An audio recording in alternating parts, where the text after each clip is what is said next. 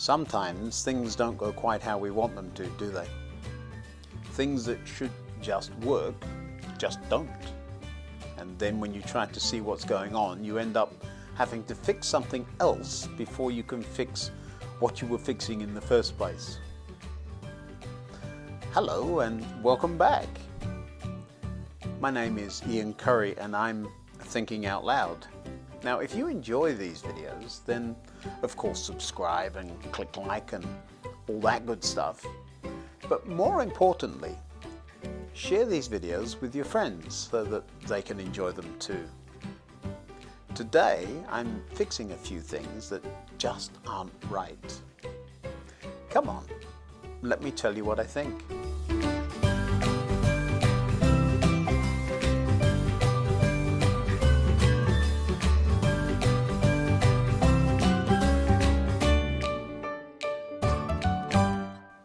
A few days ago I woke up before the alarm went off and lay there very proud of myself for not being in a rush for once.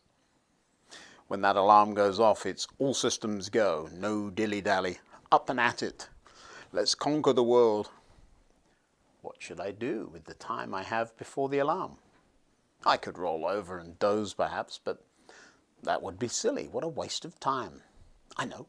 I'll get up, make a coffee, and then read before having a shower and sorting everything out. Up I got, still very proud of my early morning encounter with the world. Reached for my glasses, and only then noticed the reason the alarm hadn't yet gone off. The alarm is on my phone, and my phone was completely flat and had shut off. Still not realizing the pickle I was in, I wondered, well, how did that happen? I checked the cables and everything was plugged in and in the right place.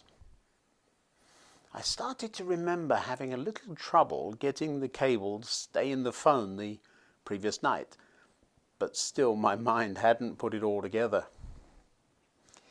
Well, then if it is completely flat, I wondered, what time is it actually now and how long have I got before the alarm should have gone off?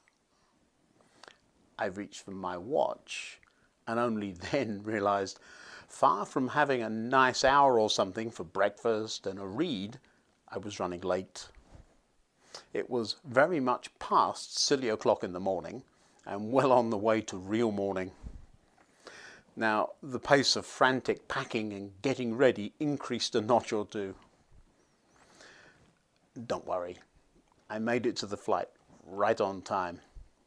But all the way there I wondered what could possibly have gone wrong. What was wrong with my phone? Let me show you what I found. Now, be very careful if you try this because you can cause damage to the electrical contacts. But if you're careful and use a toothpick or a cocktail stick or something like this one, you can often find lint and bits of muck that get into the connection socket. I gently poked the point of the stick into the socket and scraped out the junk that had accumulated down in there. Look at all that. I'm amazed it worked at all. Now, most of the lights you're seeing in this room actually run on batteries. Although they look like a study or den or whatever, rather than have cables all over the place where I would fall over them or have to put them away each week, I just charge up the batteries and off we go and we make a video or two. But sometimes I think too long and don't get the video recorded in time and have to plug things in. If that cable isn't in just the right place, the lights start to flicker. And then I get cross and have to drink some tea or something while I wait for them to charge up. But I'm not going to do that today. Now, both of these situations, the flickering light and the less than useful phone, were caused by the same thing, a poor connection. In both cases, there had been opportunity for me to prevent the problem in the first place. Do you remember I said I'd had trouble plugging in the charging cable for my phone the night before? Well, a better time to clean out that connection would have been then, not after charging failed. In the same way with the filming lights, I wouldn't need to worry about the extension cable being a problem if I'd remembered to charge the lights before I needed them. There's a lovely reminder of this kind of thing that Matthew records Jesus having said when he said, "You are the light of the world." We often think of that the other way round when we would say Jesus is the light of the world. But I'm not going to argue with Jesus. He said, "You are the light of the world." That's Jesus making a point, isn't it? When his way of doing things and his thoughts and his practices are in us, then because of that, we become his light for him. Jesus goes on to say that when you have his light in you, that we should let it shine out. In the same way, let your good deeds shine out for all to see, so that everyone will praise your heavenly Father. So when we do good things, because of having those right attitudes and thoughts in us, Jesus says they represent him, and that our Heavenly Father loves to see that. Just as with the phone and the lights, we need to keep our contacts clean and clear so that when things go bump, we need to dig deep. We're all ready.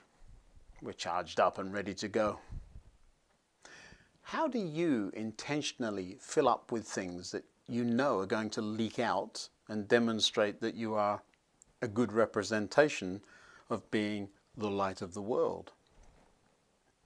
Do you spend time each day thinking about what needs to go in and what needs to go out so that your good deeds shine out for all to see?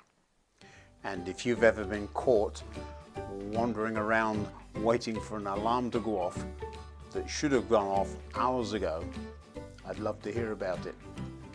I can't be the only one in the world that makes silly mistakes. Now, can I? Until next time, goodbye.